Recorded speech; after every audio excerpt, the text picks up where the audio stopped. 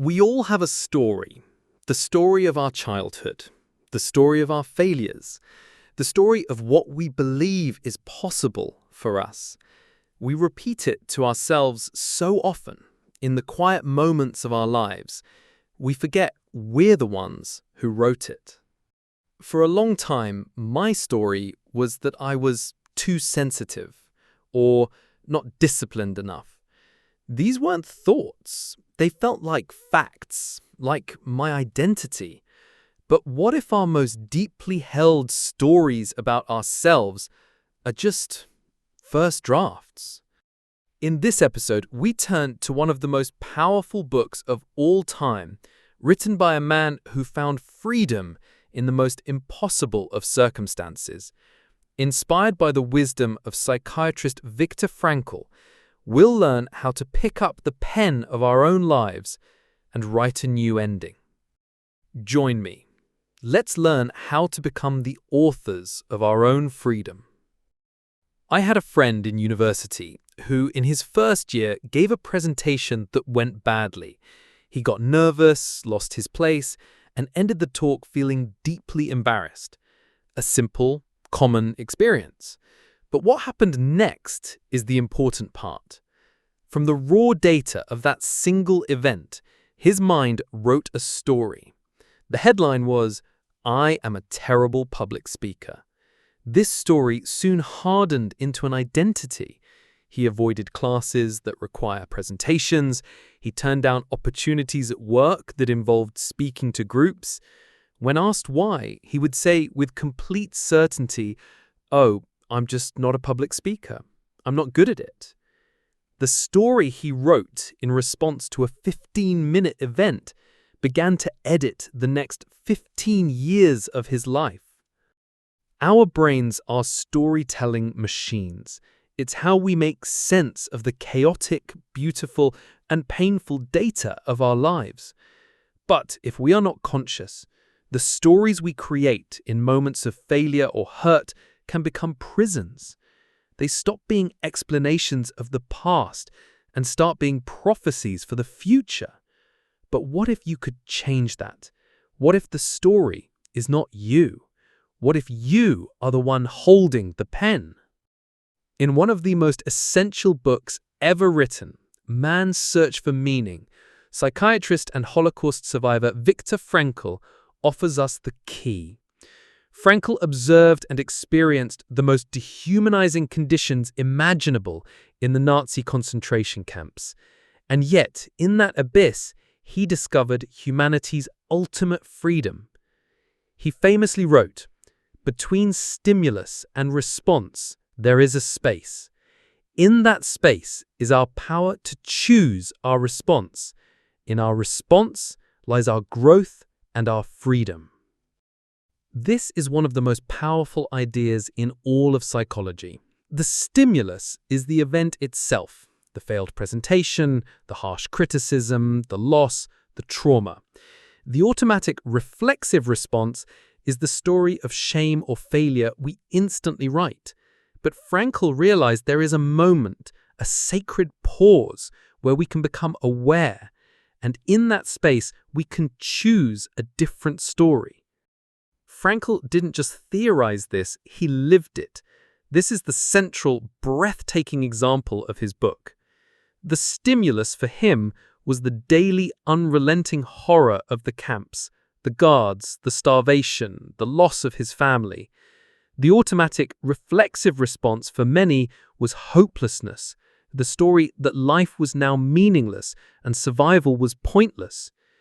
But in the space between that stimulus and his response, Frankl chose a different story. He chose to find meaning.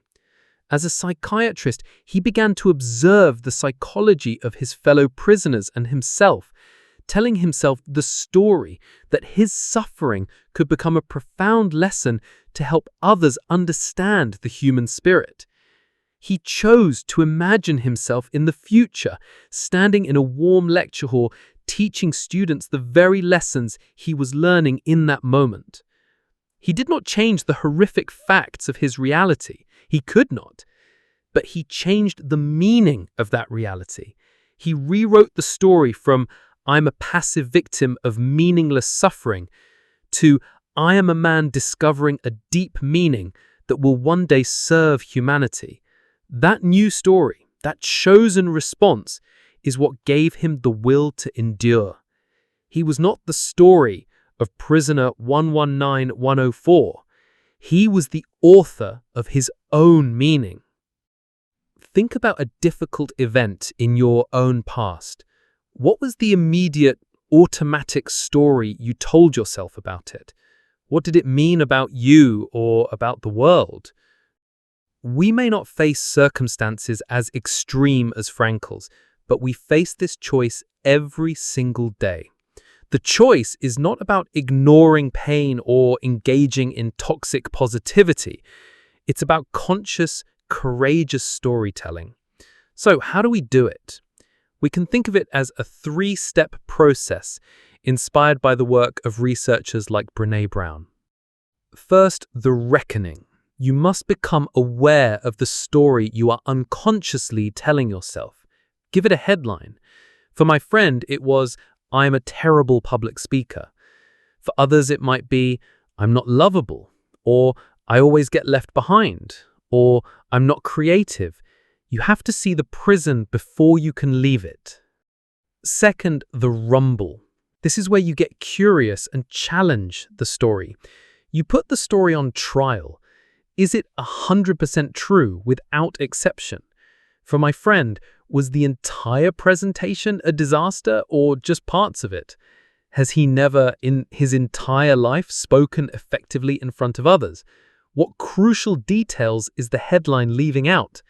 You must get messy and question the narrative. Finally, the revolution. This is where you write a new draft, a more courageous, more compassionate, and more truthful draft. A new story for my friend might be, "I had a deeply embarrassing experience presenting once, and it made me believe I was a bad public speaker. The truth is, it's an undeveloped skill that I can improve with practice. My past experience does not have to define my future ability." Notice the new story doesn't deny the past. It honors the pain of it, but it refuses to let that pain be the final word. It reclaims the power of the ending. What would a more courageous and compassionate draft of your own limiting story sound like? One that acknowledges the past without being imprisoned by it. Your life is not a book that has already been written and bound. It is a living manuscript. The past is real. The chapters are there, but the pen is in your hand right now.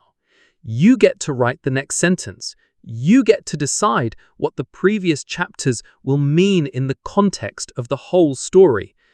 Will they be the story of an ending or the story of a beginning? Will they be proof of your limitations or the origin story of your strength? The choice, as Viktor Frankl taught us, is yours to make in the sacred space between what happens to you and how you respond. You are not the character trapped by the plot. You are the author. This week, I invite you to become aware of one of your own limiting stories. When you hear it playing in your mind, just notice it. And then find a quiet moment with a journal or a blank page. Write this sentence at the top. "And the story I am choosing to write now is," and don't force it. Just see what flows from your pen. You might be surprised at the new chapter waiting to be written. Thank you for joining me on The Freedom Equation. Protect your peace.